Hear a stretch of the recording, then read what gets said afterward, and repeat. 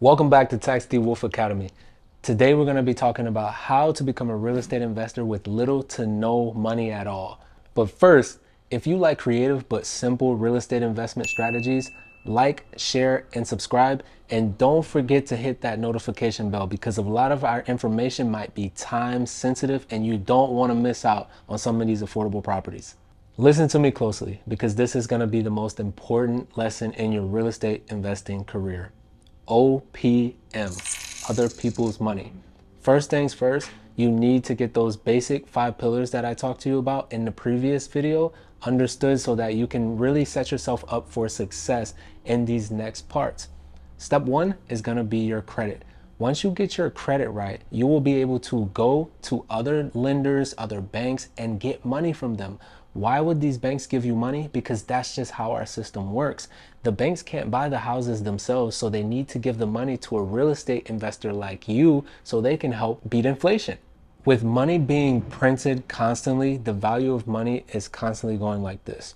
But most people put their money into banks still. So how do the banks stay afloat? They have to lend that money to investors like you so they can make what we call interest. When they're giving out money to make interest, now they're getting more money back than what they put in.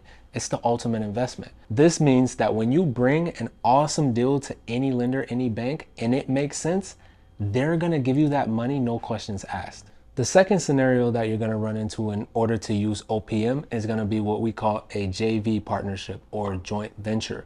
Let's say you have a friend or a family member or a business partner that maybe has the money, but you're finding these awesome deals. What you can both do is just come together and invest in the deals together. Voila, you just use someone else's money and you also position yourself into an awesome deal to create some cash flow and equity.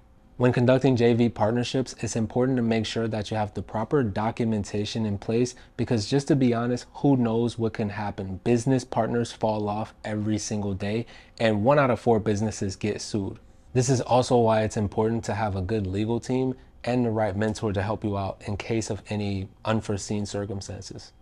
Now, the third scenario in which you can get OPM is going to be private money.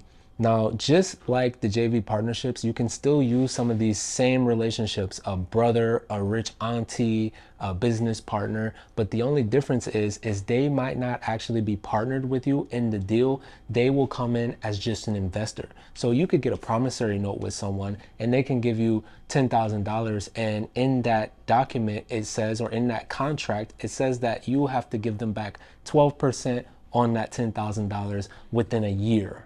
If you remember what I just said about the US dollar constantly going like this, you'll understand the importance of putting your money into good investments. This is why I said the banks, and this is why private money lenders will give you this money because they understand that their money needs to keep growing.